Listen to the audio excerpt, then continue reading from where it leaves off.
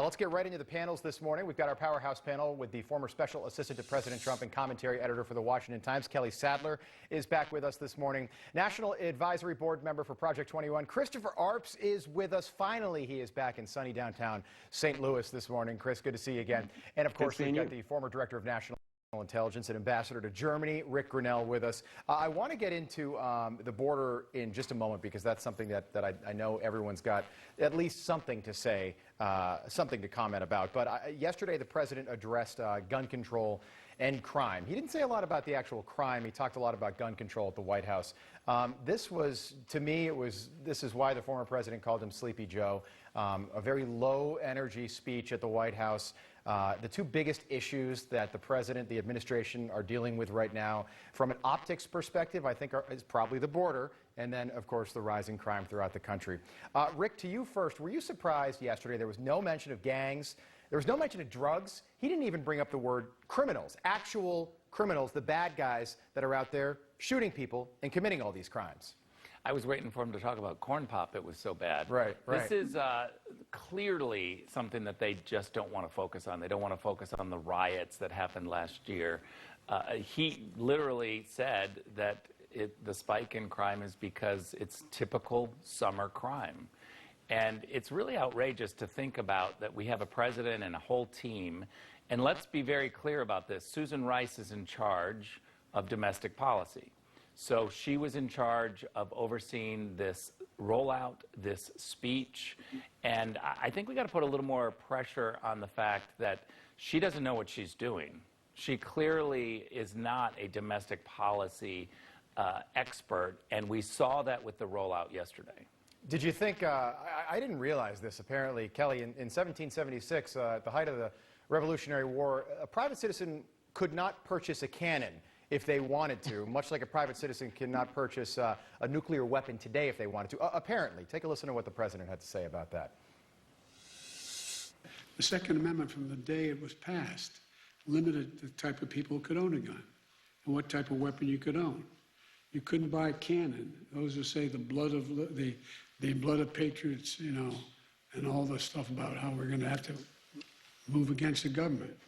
Well, the tree of liberty is not water with the blood of patriots. What's happened is that there never been, if you want to think you need to have weapons to take on the government, you need F-15s and maybe some nuclear weapons. Kelly, I'll let you take a stab at that. I mean, I know the quote that he was trying to go for. I feel like Dr. Jill, before he goes out there, is just like, sweetheart, I love you. I love you more than anything. Stick to that teleprompter. Yeah. Don't go off script. And that's what I think we saw. It was unbelievable. I mean, was he threatening Americans, law-abiding Americans, gun owners, with him unleashing nuclear weapons on them, or F-15s? It was a complete mess. And for this administration, I agree with Rick. They do not want to confront this issue. They did not want to have this event yesterday. But they're really missing, if they want to examine the root causes of all of this violence that's happening in the U.S. cities, look at these DAs, these very liberal policies that have gone into effect.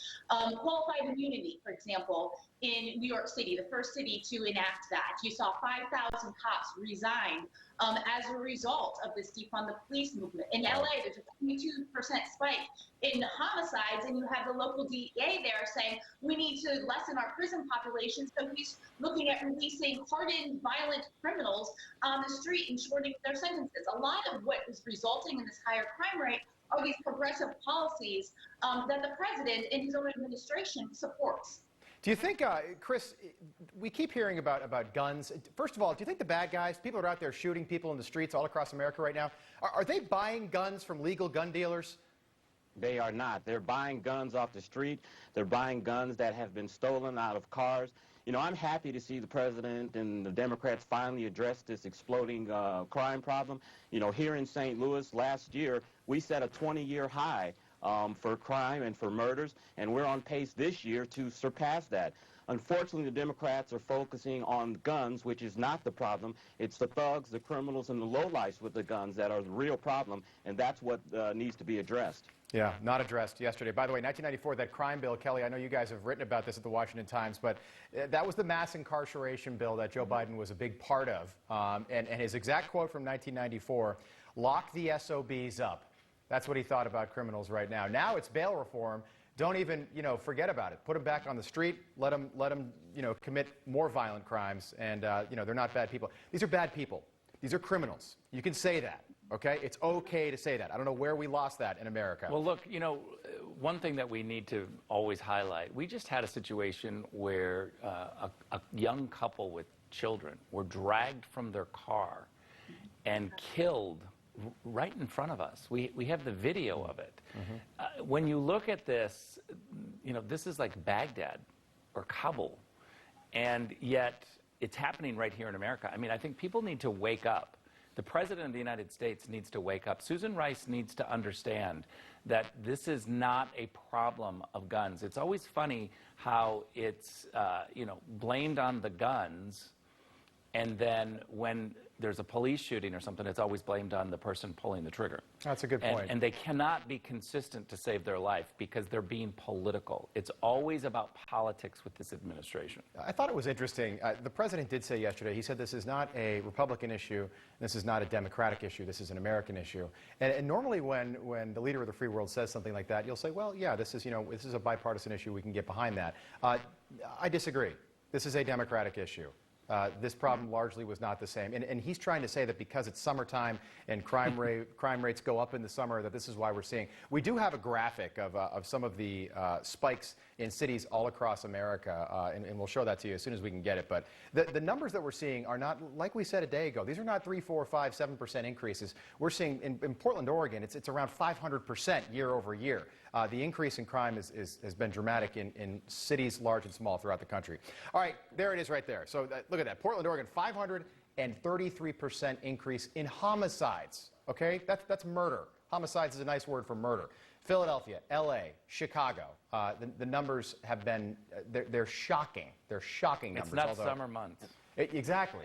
It's not an increase in the temperature. Go ahead, Chris. And the big elephant in the room that's causing all this crime is this defund the police movement that is happening all around the country. These cities where you see these spikes in crime are all Democratic cities, and these are cities where defunding the police is a big movement. People don't fear the police. People don't respect the police. You can see that in your own neighborhoods and even in small matters like traffic. People don't stop at stop signs anymore. It's speeding, and that's kind of like the broken glass kind of policies that Giuliani had. You have to take care of the little stuff also along with the big stuff.